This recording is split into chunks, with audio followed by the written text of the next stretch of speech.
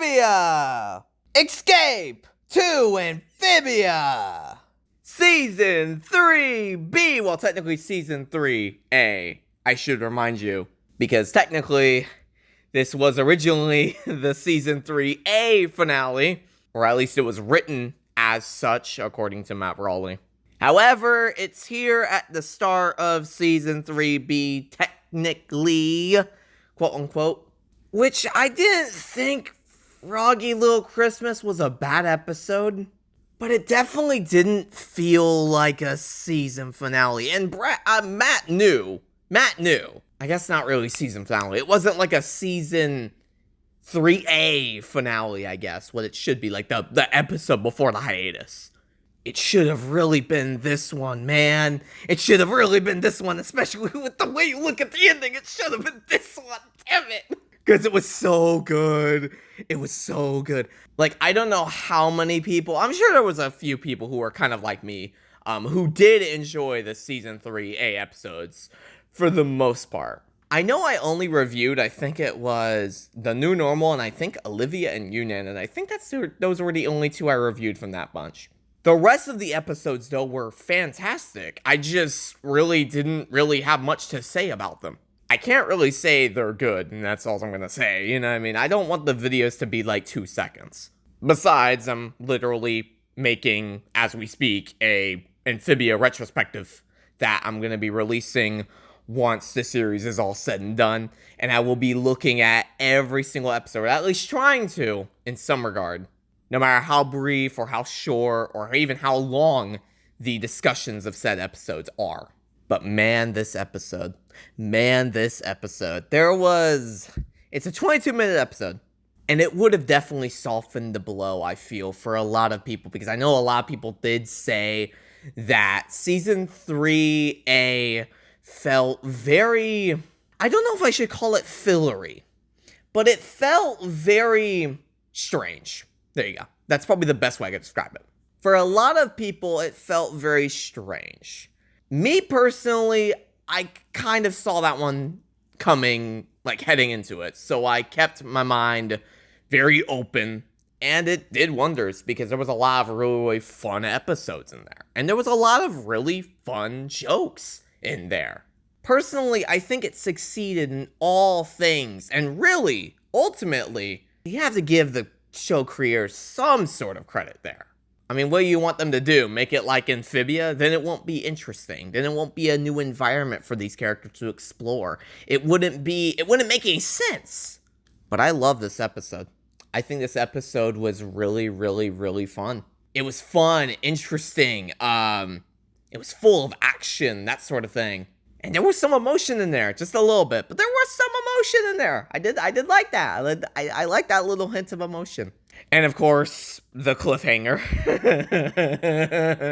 I think, let me think of other things. Aside from saying the episode was fantastic, which it was, let me think of other little tiny things I can talk about, like, in the episode. Now, one of the things I did say that the filler episodes, quote-unquote filler episodes, or the Season 3A episodes would probably be a better way for me to describe it. One of the jokes was a Star Wars joke. It was, I want to say it was Attack of the Clones, right? Where, like, Anne comments to the planters, like, I can't believe you guys like the prequels more, or something like that. And it had a character saying, like, I don't like gravel. Very much like Anakin in the original movie who's saying, I don't like sand. The reason why that's relevant is because there's literally... First off, this show, it does so good at these little jokes, and this is why, in my humble opinion, this show is, like, far better than The Owl House. This show has fun with the jokes. This show has fun. You can tell that with the writing and how everything is layered into these jokes. It is so good. Oh my god. I'm of course talking about the Rogue One and Dark Side. I don't know what the hell. She has like this weird like toy lightsaber. And it's literally like a shot-for-shot recreation of the Darth Vader scene from Rogue One. Dude, I was not expecting that, and that was so good. Like, I don't want to be like one of those people where it's like, oh, look, it's Star Wars, I clapped. I don't want to be like one of those people. But the reason why I find it so funny is the fact that it actually kind of makes sense. Think about it. Anne's like, presumably a super fan of Star Wars, quote unquote, in the Amphibia universe. So of course, if she knows how to use like a sword and stuff, of course she's gonna want to mimic that. Come on! I would! That's probably the best part about this joke. It's not the fact that it's there. It somehow makes sense. That's the funny part to me. That's the funny part. Also, how perfect it was. I mean, come on. Everything down to the choir. She's just like swiping away all of them, making them all fall out. It's just so well done. It was so good. It was so good. That might be one of my favorite Amphibia moments. Just that scene right there. Oh my god. If there was ever one joke I could tell the people like, hey, this is the reason why I like this show so much, it's that fucking joke.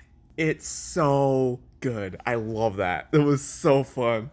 Oh, and then Molly Joe. Yay, Molly Joe. I that was cool. I enjoyed that. That was cool. Also the YouTuber people came back too. That was nice. Humphrey came back. Humphrey. That was cool. I enjoyed him coming back. That was cool. All of the characters from season 3A came back to like help at the very end of this episode, which was cool. Oh, that's another thing too. I was right. I was right. I got another prediction.